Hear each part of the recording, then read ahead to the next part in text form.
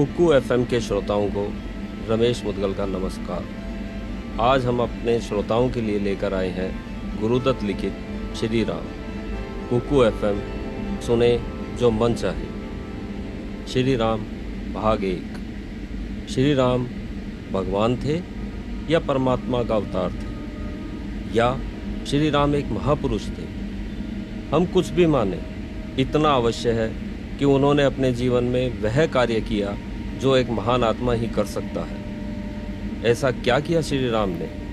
यह तो हम जानते हैं कि उन्होंने दुष्ट राक्षसों और उनके राजा रावण का वध किया। क्या राक्षस दुष्ट थे? क्या रावण इतना बुरा व्यक्ति था कि उसका वध करना पड़ा? रावण कौन था? राक्षस कौन थे? कहते हैं कि लाखों वर्ष पूर्व पृथ्वी पर प्रलय आई थी और संपूर्ण पृथ्वी जल में डूब गई थी। सब कुछ नष्ट हो गया था। केवल कुछ भाग जो बहुत ऊंचे थे जल से बाहर रह गए थे और वहाँ कुछ लोग बच गए थे। उस बची हुई भूमि में देवलोक भी था। ऐसी मान्यता है कि यह वही क्षेत्र था जिसे आजकल तिब्बत कहते हैं। देवताओं में एक वृद्ध तपस्वी ब्रह्मा थे जो उनके पितामह माने जाते थे। देवलोक का राजा इंद्र था। देवलोक में सुख और शांति थी। लोग परिश्रम करते थे और उन्नति करते थे, परंतु सब लोग एक समान योग्य नहीं होते। कुछ ऐसे भी थे जो कम योग्य थे और उनको उन्नति करने का अवसर नहीं मिलता था। इस कारण वे दुखी हो गए। वे पितामह ब्रह्मा के पास गए और बोले, पितामह, हम क्या करें? हमें यहाँ उन्नति करने का अवसर ही नहीं मिलता।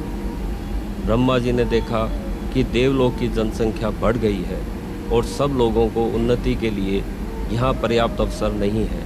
उन्होंने कहा, दक्षिण में भी कुछ द्वीप जल से बाहर है, तुम वहाँ जाओ, परिश्रम करो और सुख भोगो। उन लोगों ने कहा, ठीक है पितामह, हम वहाँ जाएंगे और उन द्वीपों की रक्षा करेंगे। उनका आशय था कि उन द्वीपों पर अधिकार कर वहाँ बसने वालों की जंगली जीवों व जंगली लोगों से तथा अपने नवनिर्माण की भी रक्षा करेंगे। ये लोग देवताओं के भाई ही थे।